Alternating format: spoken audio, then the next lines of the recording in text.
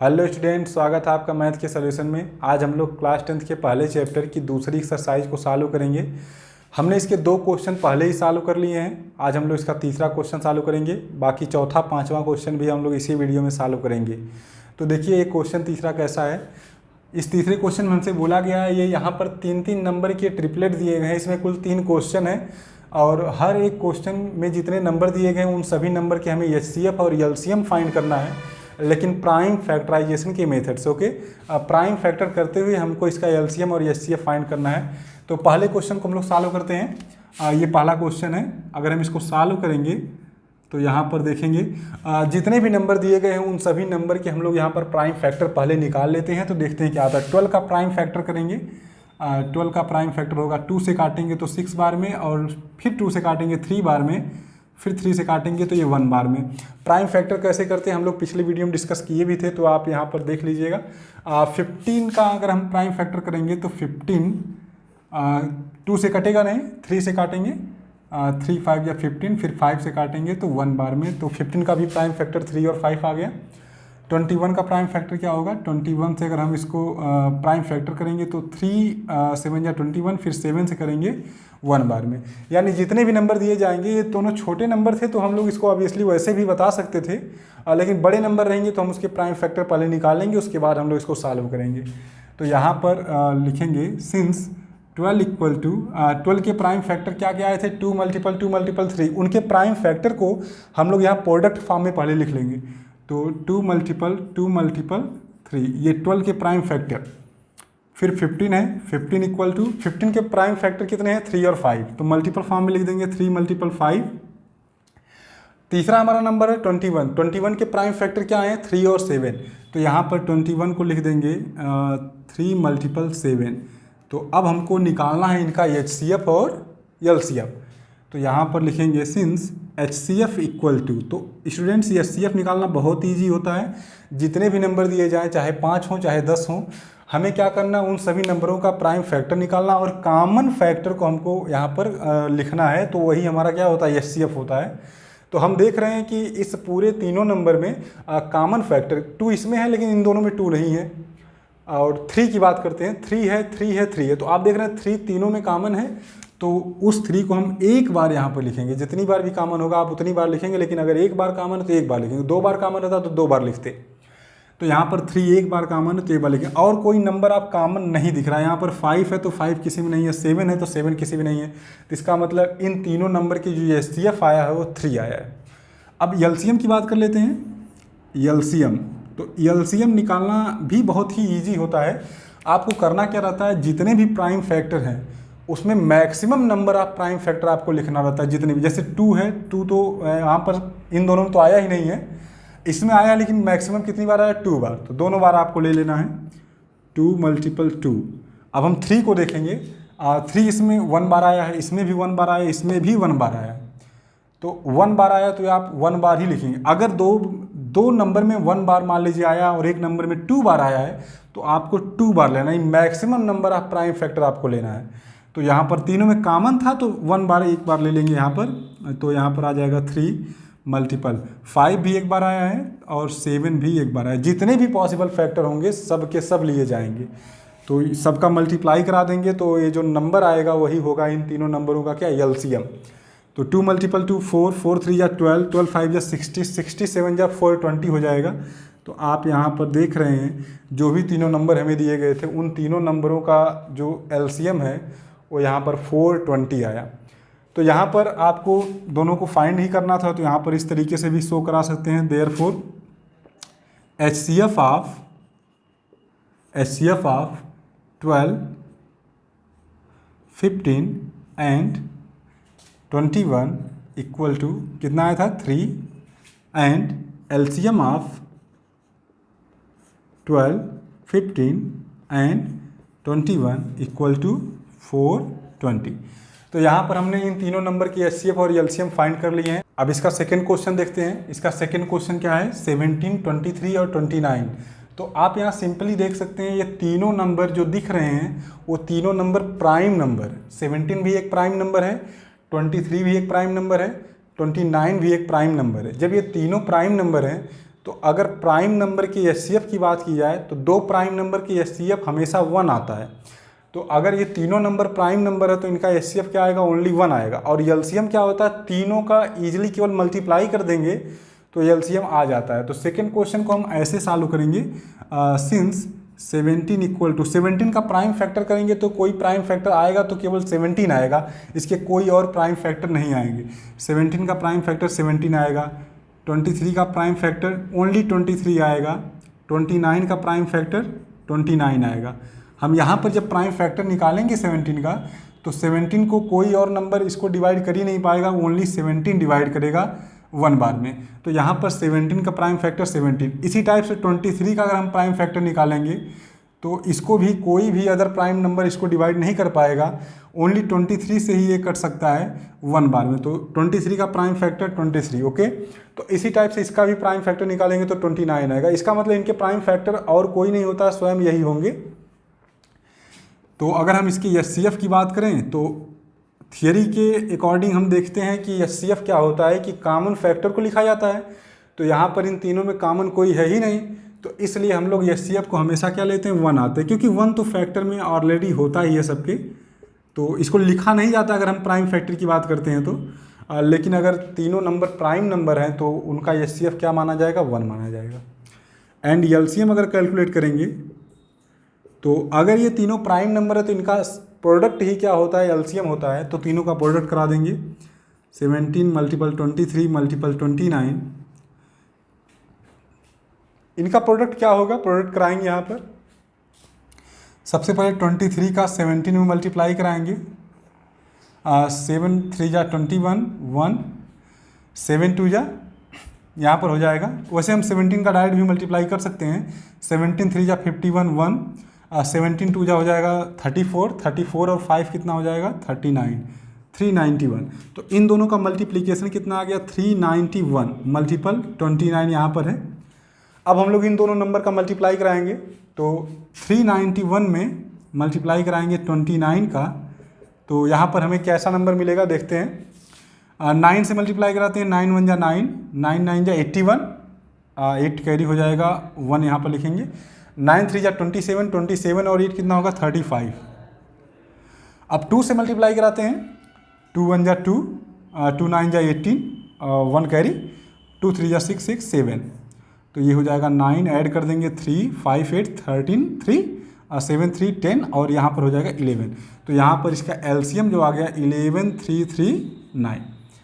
तो हमने इन तीनों नंबरों का एचसीएफ भी निकाल दिया, एलसीएम भी निकाल दिया। तो यहाँ पर हम लोग इसको ऐसे इस फॉर्म में थोड़ा लिखते हैं, therefore HCF of 17 23 and 29 equal to 1 and LCM of 17 23 and 29 equal to 11 3 3 9।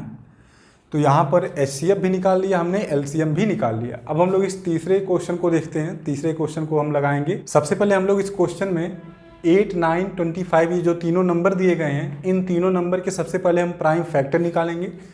तो यहाँ पर हम लोग 8 के प्राइम फैक्टर देखेंगे। 8 को हम 2 से डिवाइड करेंगे 4 बार में, फिर 2 से डिवाइड करेंगे 2 बार में, फिर 2 से डिवाइड करेंगे 1 बार में। तो 8 के प्राइम फैक्टर यहाँ पर 2 मल्टीपल 2 हुआ। 9 के प्राइम फैक्टर करेंगे तो ये 3 से कटेगा 3 बार में, फिर 3 से कटेगा 1 बार में। 25 के प्राइम फैक्टर क्या होगा, 25 के प्राइम फैक्टर करेंगे तो 5 से काटेंगे 5 बार में, फिर 5 से काटेंगे 1 बार में। ये ऑब्वियसली हम वैसे भी बता सकते थे, लेकिन प्राइम फैक्टर ऐसे ही आप निकालेंगे किसी भी नंबर का।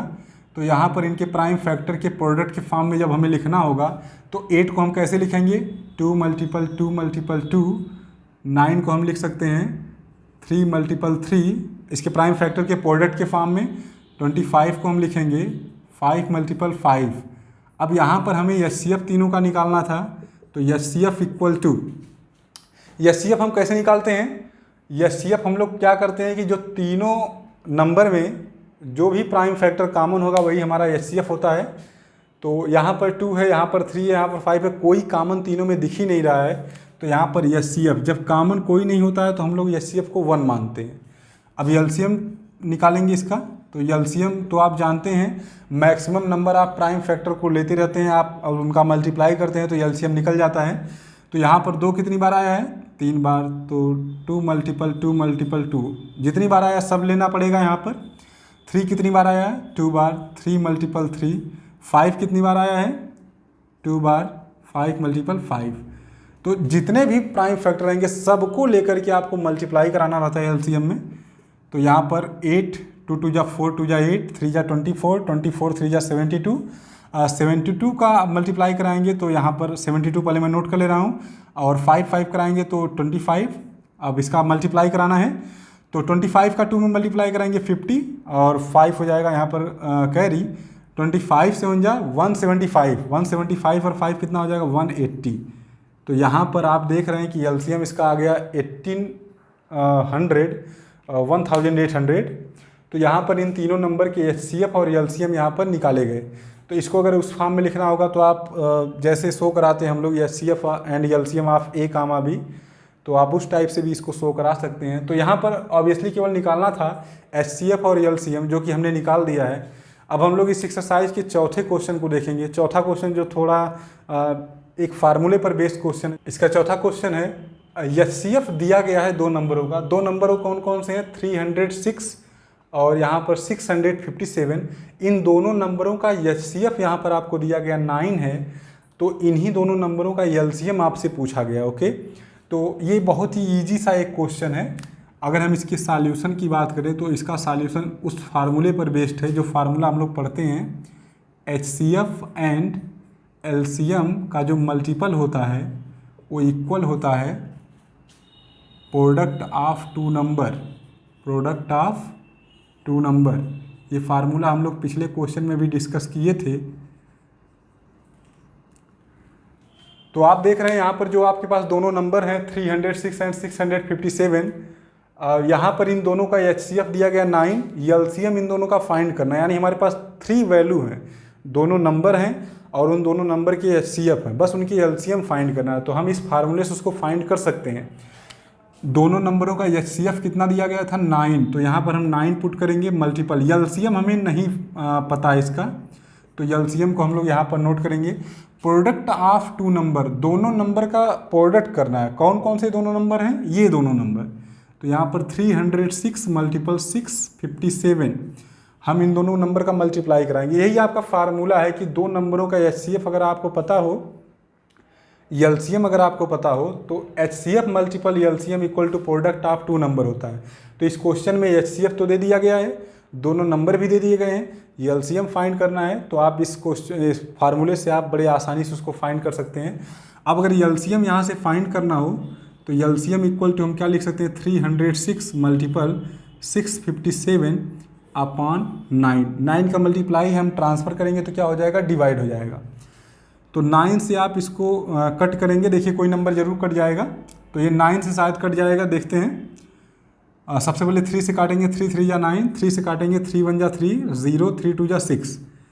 एक बार और ये देखेंगे 3 से कट जाएगा, ओके कट जा सकता है। 3 1 जा 3, 3 से काटेंगे तो ये 3 3 जा 9, 1 2, 3 4 जा 12, 34 बार में कट जाएगा। तो यहाँ पर हमें बचा 34 मल्टीपल 657। अब इनका मल्टीप्लाई कराएंगे, जो भी रिजल्ट आएगा वही आपका एलसीएम होगा। तो मल्टीप्लाई कराते हैं 657 को 34 से, तो यहाँ पर 4 7 जा 28, 4 5 जा 20 और ये 22 हो जाएगा। 4 6 जा 24, 24 और 2 ऐड कर देंगे 26। 3 से इसको मल्टीप्लाई कराएंगे, 3 7 जा 21, 1, 3 5 जा 15 और 15 और 2 कितना हो जाएगा 17, 1 कैरी। 3 6 जा 18, 18 और 1 कितना हो जाएगा 19। अगर हम इसको ऐड करेंगे तो 8 3 6 और 7 कितना हो जाएगा स्टूडेंट 13, 13 यानी यहाँ पर 3, 9 2 11 और 1 कैरी था तो ये 12 हो जाएगा और ये 2। तो यहाँ पर हमारी जो वैल्यू आई है वो 22338 यानी 22,338। तो यहाँ पर आप देख रहे हैं कि जो दोनों नंबर हमें दिए गए तो उसका एचसीएफ भी हमें दिया गया, तो एलसीएम हम जो निकाले हैं वो आया है 22,338। तो अब स्टूडेंट हम लोग इसका अगला क्वेश्चन देखते हैं। Check whether 6 to the power n can end with the digit 0 for any natural number n, यानी हमें प्रूफ करने के लिए दिया गया है कि 6 की पावर n एक नंबर है। अब n की वैल्यू कोई नेचुरल वैल्यू है, ये 6 की पावर n जो है ये किसी n की वैल्यू के लिए, नेचुरल नंबर के लिए, ये कभी 0 पर एंड हो सकता है। इसका लास्ट डिजिट जो होगा वो 0 हो जाएगा। ये कभी हो नहीं सकता 0। यहाँ पर आपको बस प्रूफ करके दिखाना है कि ये क्यों नहीं हो सकता।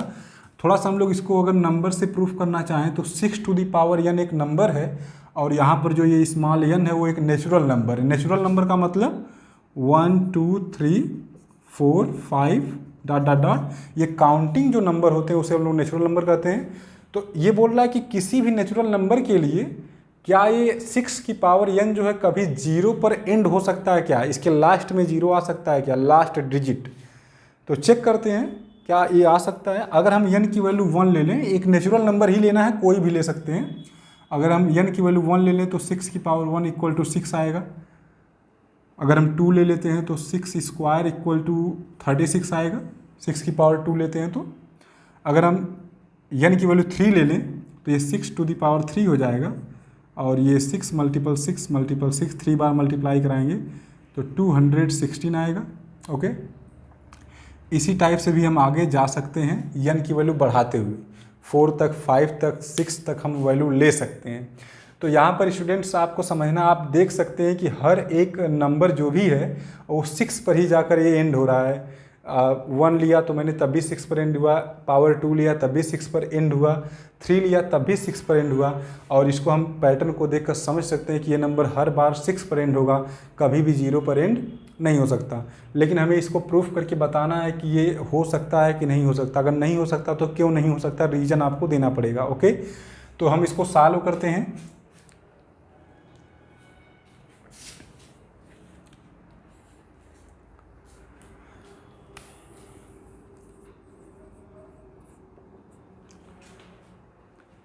सबसे पहले हम लोग ये जो 6 की पावर, सबसे पहले हम लोग ये जो 6 की पावर n है इसके फैक्टर करेंगे, कितने फैक्टर इसके हो सकते हैं। ओके, फैक्टर से हम लोग डिसाइड कर लेंगे कि ये कभी 0 पर एंड हो सकता है कि नहीं। तो यहाँ पर लिखेंगे since 6 to the power n, 6 to the power n जो है उसको हम लिख सकते हैं। अच्छा, 6 को अगर हमें प्राइम फैक्टर में प्रोडक्ट के फॉर्म में लिखना होगा तो हम कैसे लिखेंगे। 6 को हम लिख सकते हैं 2 मल्टीपल 3 की whole power n। Okay students, 6 को हम लिख सकते हैं 2 मल्टीपल 3, ये पावर n अपनी जगह है। एक हम लोग फार्मूला पढ़ते हैं छोटी क्लास में कि a b की होल पावर n हो तो हम इसे a to the power n into B to the power n लिख सकते हैं। तो सेम उसी टाइप का एक प्रोसेस बना है। अगर 2 मल्टीपल 3 की पावर n है, ये ए बी के फॉर्म का है, तो हम इसको लिख सकते हैं 2 to the power n multiple 3 to the power n। तो स्टूडेंट्स आप यहाँ पर समझ सकते हैं, अगर 6 टू दी पावर n के मैंने जो फैक्टर किए हैं उस फैक्टर में 2 टू दी पावर n और 3 टू दी पावर n आया ओनली। अब n की वैल्यू डिपेंड करती है, कोई भी नेचुरल नंबर होगी। अगर n की वैल्यू 1 होगा तो 2 और 3 1 बार आए हैं। अगर ये नेचुरल नंबर n की वैल्यू अगर 2 लेते हैं तो इसका मतलब 2 भी 2 बार आया है और 3 भी 2 बार आया है। अगर हम n की वैल्यू 3 लेते हैं तो इसका मतलब 2 भी 3 बार आया है और 3 भी 3 बार आया है। इसका मतलब प्राइम फैक्टर में केवल 2 और 3 ही रहेंगे, उनके ऑर्डर चेंज होते रहेंगे, उनके नंबर चेंज होते रहेंगे, लेकिन ये 2 और 3 ही केवल प्राइम फैक्टर में आएगा। ओके, हाँ वो ज़्यादा बार आ सकते हैं, अगर n की वैल्यू बड़ी लेंगे वो कम बार आएंगे, अगर n की वैल्यू छोटे लेंगे, लेकिन ओनली 2 और 3 ही आएंगे। ओके, लेकिन हम लोग जानते हैं अगर कोई भी नंबर 0 पर एंड होता है, जैसे हम लोग फॉर एग्जांपल ले लें 50, ये 0 पर एंड है। ओके, तो वो नंबर 10 से ज़रूर डिविजिबल हो जाएगा। ओके, अगर ये 50 है, इसके लास्ट में 0 है, तो ये 10 से ज़रूर डिविजिबल हो जाएगा। ओके, तो अगर हम ये बोल रहे हैं 10 से डिविजिबल हो जाएगा तो ये 5 से भी डिविजिबल हो जाएगा। इसका मतलब है कि अगर कोई नंबर 0 पर एंड हो रहा है तो 5 से डिविजिबल ज़रूर हो जाएगा। क्या इसके फैक्टर में 5 आया है? नो। इसका मतलब ये नंबर 5 से डिविजिबल नहीं है। क्लियर हो रहा है? इसके फैक्टर में 5 नहीं आया है, इसका मतलब ये नंबर 5 से डिविजिबल नहीं है। अगर कोई नंबर 5 से डिविजिबल नहीं है तो कंफर्म है उसके लास्ट डिजिट में 0 नहीं होगा। तो यहाँ पर हम देखेंगे, लिखेंगे since every number end with 0 which is divisible by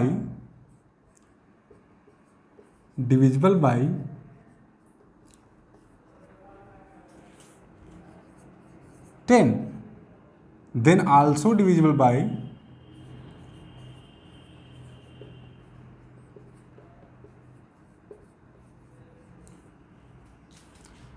5।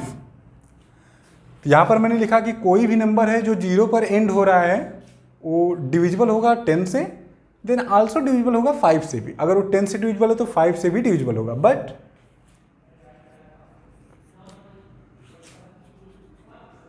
6 to the power n ये जो नंबर है उसके प्राइम फैक्टर में केवल 2 और 3 आए हैं, तो 5 तो नहीं कटेगा। Can not divisible by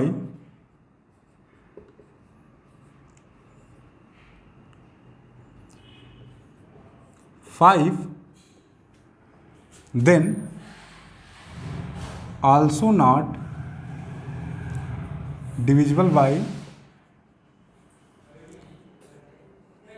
10। तो यहाँ पर मैंने यही बताया कि 6 की पावर n 5 से डिविजिबल हो ही नहीं सकता, क्योंकि उसके प्राइम फैक्टर में 5 आया ही नहीं है। ओके, अगर उसके प्राइम फैक्टर में 5 नहीं आया तो इसका मतलब 5 से डिविजिबल नहीं होगा। जरा सोचिए, अगर कोई नंबर 5 से डिविजिबल नहीं हो पा रहा है तो 10 से कभी डिविजिबल हो सकता है? नो, कभी नहीं। तो इसका मतलब ये नंबर 10 से भी डिविजिबल नहीं होगा। अगर ये नंबर 10 से डिविजिबल नहीं होगा तो थियरी के अकॉर्डिंग अगर कोई नंबर 10 से डिविजिबल नहीं हो रहा है तो वो कभी भी 0 पर एंड नहीं हो सकता, या उसके लास्ट डिजिट में 0 कभी नहीं आएगा। देयरफॉर 6 की power n can not and with the digit 0। तो ये हमने चेक कर दिया। हमें चेक करने के लिए बोला गया था कि क्या 6 की पावर n कभी 0 पर एंड हो सकता है? नो, कभी नहीं। किसी भी वैल्यू के लिए कभी 0 पर एंड नहीं हो सकता। तो दोस्तों, अगर ये क्वेश्चन आपको समझ में आया, ये वीडियो आपको पसंद आई तो चैनल को लाइक और सब्सक्राइब करना मत भूलिएगा। मैं मिलता हूँ आपसे अगली वीडियो में। Thank you so much.